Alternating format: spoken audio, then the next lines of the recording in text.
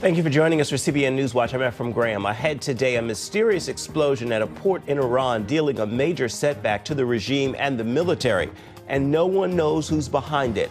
The blast comes as the United States and Iran are focusing on very serious issues in their talks over Iran's nuclear program. And the Trump administration trying to reach a peace agreement between Russia and Ukraine, warning both sides they'll have to make concessions to end the war. The battle between federal courts and the Trump administration as district judges move against the president's executive orders.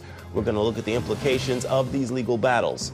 And could the threat from China actually lead to World War III? All those stories and more ahead right now on CBN NewsWatch. This is CBN NewsWatch. We begin this Monday in the Middle East, where a mysterious explosion caused severe damage at a major port in Iran, dealing a severe setback to the Iranian regime and its military. All of this happening as the United States and Iran are getting more serious in their talks over Iran's nuclear program. CBN's Middle East correspondent Julie Stahl brings us the story from Jerusalem. Israel made no comment on the massive explosion and fire Saturday at Iran's biggest port outside Bandar Abbas. The explosion, which killed at least 40 people and injured more than 800, was reportedly caused by an ingredient in solid missile fuel shipped from China. An expert on Iran said the port is used to launch illegal oil shipments. Benny Sabti at the Institute for National Security Studies said this location and this port were extremely critical to the survival of the Iranian regime. Iranian lawmakers allege Israel or other foreign sources were behind the attack, but Jonathan Conricus of the Foundation for Defense of Democracy said it's not clear what happened. I think it's an unfolding story where each hour that goes by we will learn more about illicit trade between China and Iran, about how the Revolutionary Guard in Iran stores weapons and weapons material, and how they are, despite their dire economic situation, trying to build missiles and trying to produce weapons that they aim to use against Israel and the U.S. The extensive damage is a severe blow to the Iranian regime and a hard hit to the Islamic Revolutionary Guard, which uses the port to send weapons to proxies like Hezbollah and the Houthis. The explosion taking place as the U.S. and Iran are engaged in negotiations over its nuclear program. At the third round of talks in Oman, intended to stop Iran from obtaining nuclear weapons, both the Iranian regime and Trump administration report progress. I can say that this round of negotiations was much more serious than previous ones. We've had a lot of talks with them, and I think we're going to have a deal. I'd much rather have a deal than the other alternative. Yet huge divisions still divide the negotiators. The Iranians insist they won't stop enriching uranium. The regime produces enough enriched uranium to fuel one nuclear bomb every month, and they refuse to talk about ballistic missiles, which could deliver Iranian nukes anywhere in the world. The real deal that works is a deal which removes Iran's capacity to enrich uranium for nuclear weapons. Speaking at the JNS International Policy Summit, Israeli Prime Minister Benjamin Netanyahu says the deal would need to address a number of issues. Once they have the weapons of delivery, ballistic missiles, ICBMs, intercontinental ballistic missiles, they will threaten every city in the United States. The way to prevent it is to dismantle all the infrastructure of Iran's nuclear program. That is a deal we could live with. On Sunday, an Israeli airstrike blew up a building in Beirut. Israel said it's part of an infrastructure that houses precision missiles for Hezbollah. Julie Stahl, CBN News, Jerusalem. I want to turn now to the war between Russia and Ukraine. After 3 years of fighting, Secretary of State Marco Rubio says this will be critical to stopping the war, even though both sides still seem far apart. Dale Hurd is on the story. Secretary of State Rubio told NBC's Meet the Press that the days ahead are crucial if there's any hope in negotiating an end to the Russia-Ukraine war. This week is going to be a really important week. There are reasons to be optimistic, but there are reasons to be realistic, of course, as well. We're close, but we're not close enough. President Trump and Ukrainian President Zelensky met in Rome on Saturday before the funeral service for Pope Francis in the Vatican. Later, as he met with Britain's Prime Minister, reporters asked Zelensky how his meeting went with President Trump. We had a productive meeting. But Ukraine and Russia are far apart on the return of Crimea. A Trump proposal that includes recognizing Russian authority over Crimea has shocked Ukrainian officials, who say they will not accept any formal surrender of the peninsula. The Russians invaded and annexed the Crimean Peninsula in 2014. Russian Foreign Minister Sergei Lavrov says the Kremlin is ready to reach a deal with Ukraine, but he made it clear on CBS Face the Nation that Russia is not giving back Crimea. President Trump said Crimea is not even being discussed right now. Yes, because this is a done deal. President Trump, after castigating Ukraine's President Zelensky in the Oval Office a few weeks ago, now sounds as if the continued Russian attacks on Ukraine have changed his view. He posted on Truth Social, "There was no reason for Putin to be shooting missiles into civilian areas, cities and towns over the last few days. It makes me think that maybe he doesn't want to stop the war. He's just tapping me along, and has to be dealt with differently through banking or secondary sanctions. Too many people are dying." Republican Senator John Kennedy suggested Trump has been played by Russian President Vladimir Putin. Putin has reneged on every promise that he has made to President Trump. He has jacked around President Trump at every turn. He has disrespected our president. I don't think it's going to get any better until we make it clear to Mr. Putin that we are willing to turn him and his country into fish food. The top Democrat on the House Armed Services Committee, Congressman Adam Smith, said Trump made an enormous mistake by attacking Zelensky. What Donald Trump did on Ukraine is he came into office and he appeased Putin from day one. Taking the pressure off of Putin was an enormous mistake by Donald Trump. Secretary of State Rubio said both Ukraine and Russia need to be, quote, grown-ups and realize they'll both have to give something up to end the war. Dale Hurd, CBN News. Coming up, the battle between the Trump administration and federal judges. CBN News breaks down the constitutional conflict and what's at stake. We've got the story for you when we come back.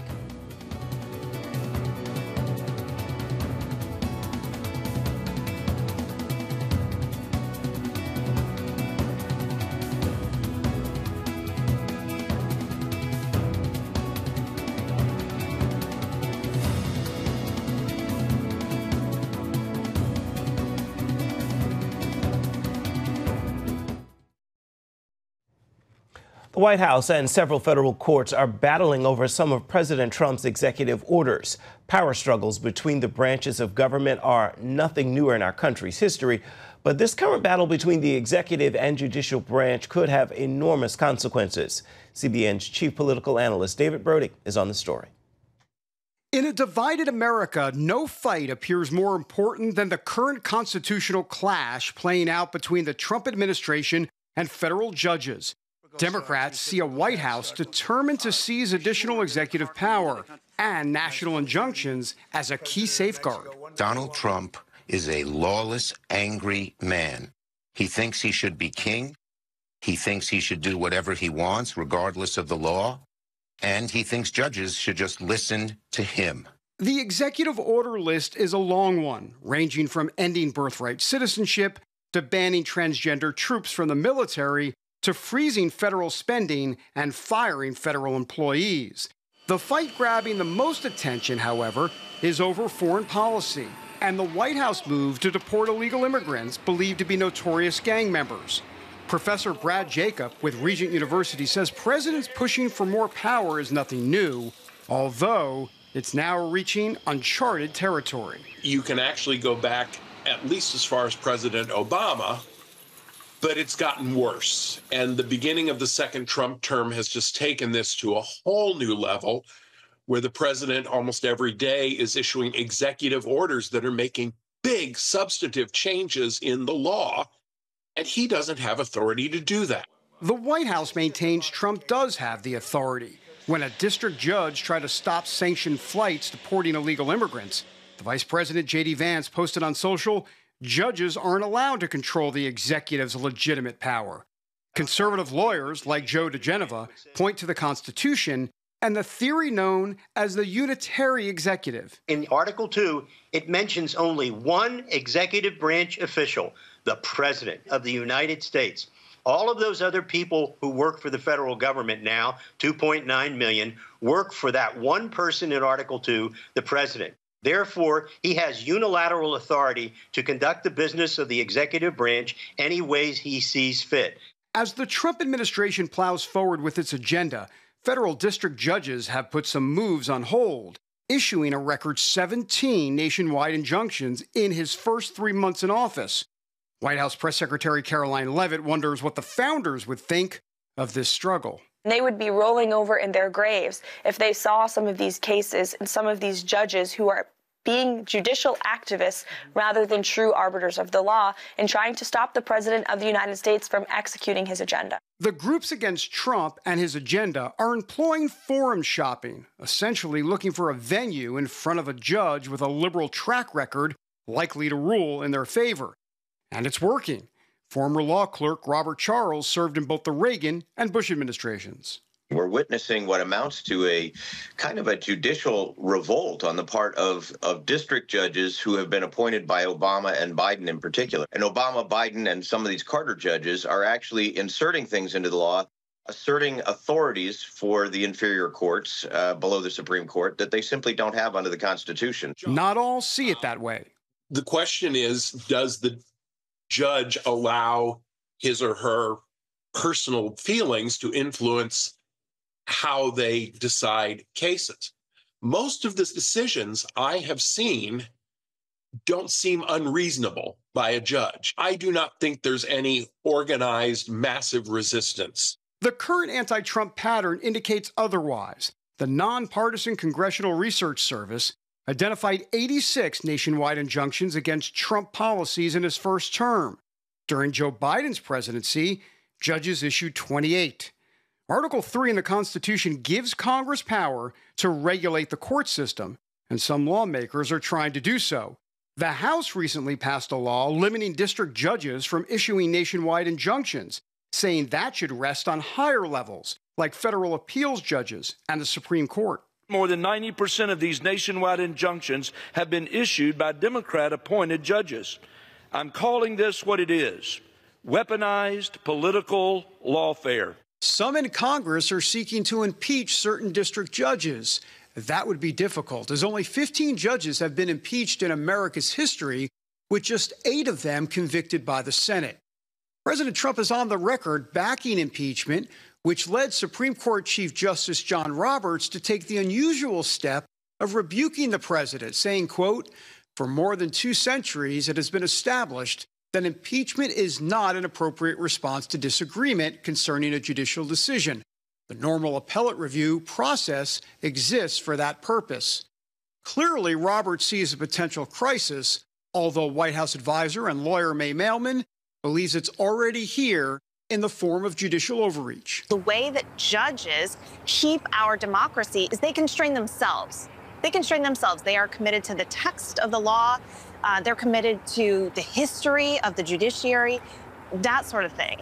And when judges do not constrain themselves, that's the source of the crisis. Confidence in both branches has taken hits. Back in 2019, 36% of Americans thought the White House had too much power. Now, it's 43%.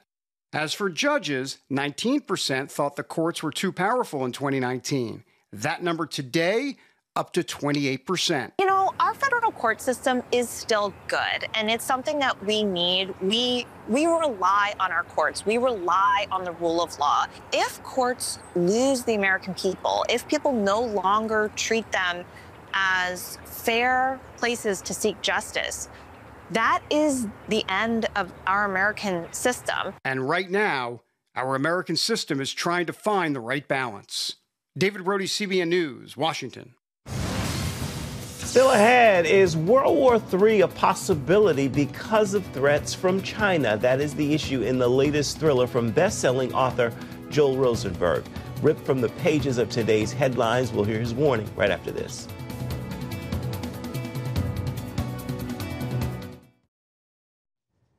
While Iran, Israel, and Russia are dominating the headlines, author Joe Rosenberg's latest thriller is about the threat from China. His new book is called The Beijing Betrayal. CBN's Wendy Griffith spoke with Rosenberg about the danger posed by China and why he believes World War III is a real possibility. The Beijing Betrayal is the last in a series of Joel Rosenberg's fictional spy thrillers featuring Marcus Riker that began in 2018. In this latest page-turner, China is the enemy, with Taiwan fighting for its survival, and the U.S. facing another plague. And is Communist China simultaneously going to unleash a new biological toxin into the United States that could kill millions and millions of Americans and hamper or complicate or thwart the United States' ability to defend Taiwan and our alliance in the Pacific? That's fiction at the moment, but I think these are real, live, real-world threats that China poses. And look, President Trump is really tough on China. He's good on China, but I don't think he's doing enough to strengthen our alliance with Taiwan or give them enough weapons to make sure Beijing wouldn't try to invade. Do you believe a Chinese invasion of Taiwan could literally trigger World War III? I do. And the reason is because, like, most Americans don't really think about Taiwan. It's a small island in the South China Sea. It's not a country that most people can find on a map. However, Taiwan produces 97% of the most high-tech microchips that all of our computers and phones and AI equipment and so forth uses, as well as all kinds of other high-tech products. But if Communist China actually attacked it, and if they actually grabbed it like they want to do in the Beijing Betrayal, it's not just the loss of one country. Every ally the United States has in the Pacific would feel suddenly like the United States doesn't know how to defend them. South Korea, Japan, Singapore, Australia, the Philippines, and so forth. Well, in your novel, you have China secretly working with a radical Islamist terrorist group to bring about something far worse than 9/11. How likely is that scenario? Well, it's certainly what Communist China wants, right? Like again, I go back to the Wuhan laboratory in that city called Wuhan in China, in which they were developing one of the worst viruses that modern mankind has experienced, what became COVID-19. But moreover, Wendy, global governments, but the American government shut down churches, forbade Christians from going to church on Sundays or Wednesday nights. If you had a casino in America, you could stay open, a strip club, a bar, a liquor store. No problem. Keep those open. But churches were shut down. This is part of Communist China's tyrannical biological weapon to neutralize the United States and our allies. Let's switch gears real quick. What do you think about President Trump's plans for a new and beautiful Gaza? It's a fascinating vision. Everybody's been criticizing Israeli Prime Minister Benjamin Netanyahu for not having a plan for a day after this war. But Netanyahu has had his hands full with getting this war won. The fact that President Trump has stepped forward, not a single Arab state has proposed an actual solution, an actual way to fix Gaza, pacify it, denazify it, de-Hamasify it, and rebuild it. Not a single Arab country has done that. As you and I speak, Trump said, I'll do it. Do you think we're living in the end times, Joel? There's no question about it. The fact that Israel exists right now and has for almost 8 decades, it's itself the fulfillment or the beginnings of the fulfillment of ancient end times Bible prophecy. This is Ezekiel 36. This is Ezekiel 37, as well as Isaiah, Jeremiah, the minor prophets. All said that Israel would be rebuilt and would be a sovereign nation state in the end of days before the Messiah, Jesus, comes back. Jews are returning to Israel. That's what my family and I did, and we've been citizens in Israel for more than 10 years. 2 of my sons have served in the Israeli military, and we are all in as Israeli citizens and strengthening the church through the Joshua Fund in Israel and the Palestinian areas and in the region. So, yeah, we're absolutely there. Now, what happens next? That's really interesting. And I'll just say in Zephaniah chapter 2, the prophet actually tells us that before the tribulation, all people in Gaza are going to be removed. Gaza will be abandoned, the text says, and then God will give the land back to the people of Judah. Well, that's the nation we call today Israel. Joel, what do you hope people will take away from your new book, The Beijing Betrayal? Well, first, I just want them to have a rip-roaring, exciting, entertaining ride, right? And so where they're up all night, and these chapters, they're short, they're intense, cliffhanger endings. They're like Pringles. You can't eat just one. But I also want to educate. I want to warn. Communist China is a major threat, not only to the United States and our allies in the Pacific, but China's building a very dangerous strategic alliance with the Iranian regime. And that makes China's communist regime a serious threat to Israel and the Jewish people. Rosenberg hopes the Trump administration, Congress, and Israel will make it a priority to counter the range of threats from Beijing before it's too late. Wendy Griffith, CBN News. We'll be right back with an encouraging word for your day ahead. Stay with us. Introducing a brand new way to start your morning. Get your daily quick start from CBN News. A quick read on the important news of the day delivered right to your inbox. Stay current on breaking news, politics, and entertainment. Discover how God is moving around the world and here at home. Plus, get exclusive stories and daily scripture encouragement just for you. Stay informed. Go to quickstart.news and subscribe today. Download the CBN News app. One place for all of your news. Breaking news alerts. Watch CBN News Channel Live. CBN News, because truth matters. Get the CBN News app today. Time now for your Monday Motivation, and here's a message I'd like to leave with you today. You won't fully walk into your life's calling until you walk out of your comfort zone. Your calling isn't in comfort, it's in faith. Don't look back and don't retreat. Move forward in faith and bid your comfort zone farewell. With that word, make today a marvelous Monday. Well, that will do it for this edition of CBN NewsWatch. Remember, you can always find more of our programs on the CBN News Channel at any time, as well as online. That is cbnnews.com. Take a moment and let us know what you think about these stories. You can email us, newswatch@cbn.com. We'll see you here tomorrow.